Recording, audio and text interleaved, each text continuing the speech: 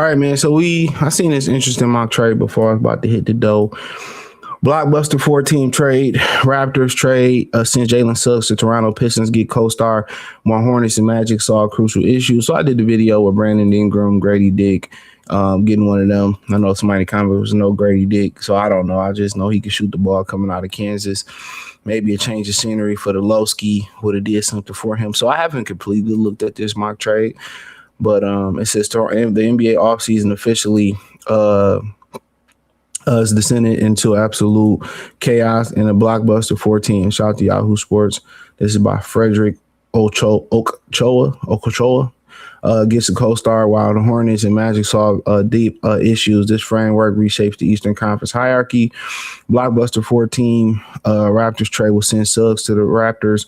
Pistons get a co-star while the Hornets and Magic solve crucial issues in the landscape where the front office must constantly balance strict tax April limitations with urgent need for roster optimization. This mega deal acts as a soft retool. The Blockbuster 4-team trade. Okay, we keep saying the same thing. With the macro, we just look at the trade. They're doing too much. Breaking down the Blockbuster 4-team trade, asset ledger, the assets shuffle across the league as followed. The Raptors receive Jalen Suggs, Goa Biddits, Tobias Harris via sign and trade, worth around $60.7 million 3 years. So that's around 20 a year, just over 20 years. Hornets get Jakob Porto or Marcus Sasser. I guess getting the big fella in the middle and getting another, quick, maybe they don't bring, quick, get rid of Kobe White. So the Pistons receive Brandon Ingram and Jonathan Mogabo. I don't know who the hell that is. Orlando Magic get Josh Green. Damn, what the hell happened to Josh Green, man? I liked him. Was he coming out of Australia League?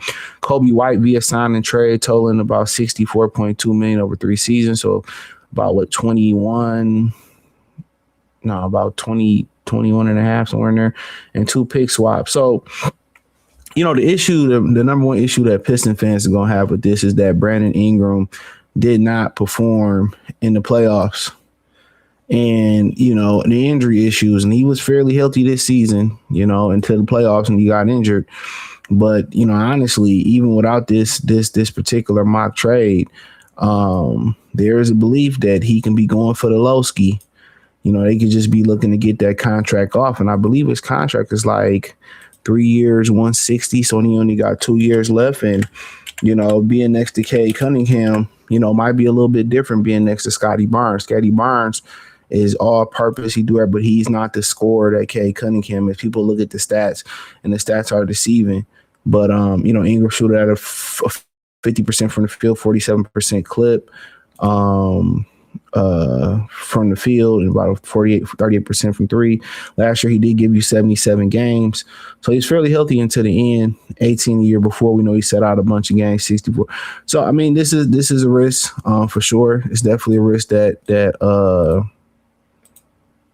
definitely a risk to keep it real. But, at the end of the day, I'm looking at the contract. I understand it, though. I think he could be the perfect co-star to Cade, or Sar. He can facilitate. He can be that additional ball handler. Yeah, and he got 2 years left, So it's not a do or die. I don't think you're giving up a lot to get him. $40 million next year, $41 million player option. He motivated to get more money. Yeah. So to me, when I look at getting Brandon Ingram, like I said, it's worth the risk. He's still fairly young.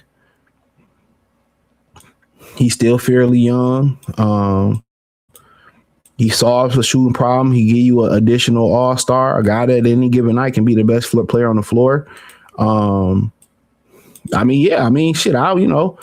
He was fairly healthy last year, and like I said, him and Kay, you get him for a little bit of Nathan. You get him for a little bit of Nathan.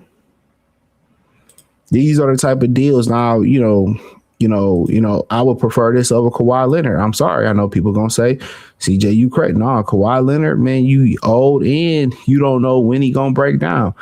At least Ingram, he fairly young. So, I think him and Cade they'd be able to match. Now, is this the scenario I like the best? No. As far as getting a star, But I'm more of the, add a Kobe White or in a Monk, or add a Zach LaVine in a Monk, or Norman Powell, another spark plug off the bench, and get Beasley back, get a Trey Murphy, or get a Jackson Lindenberg. I'm more of multiple people to fill voice and just continue to build around Doran and Asar Thompson, if can be. But that's my thing about it. Just build around them. Maybe you do a Levine and you get an Anthony Simons, and then you start developing him off the bench, and maybe he get a second life. He get a second life in Detroit. And then you can sign and you can trade him. You know what I'm saying? His stock go up coming off the bench, embrace that role, and he blow up. Or maybe he work out in Detroit and Levine don't. Or you can't retain Levine, and hey, you can upgrade him next to Cade Cunningham. He's more than capable, in my opinion, of being that guy. And then you get a Trey Murphy or Laurie Marketing, or you find a way to get a Jackson Lindenberg. So I ain't really tripping.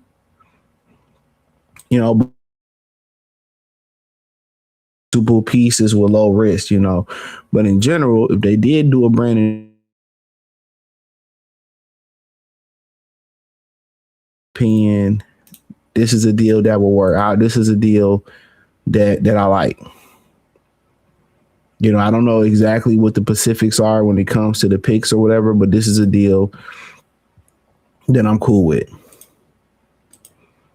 This is a deal that I'm absolutely cool with, because guess what? You're not married to Brandon Ingram.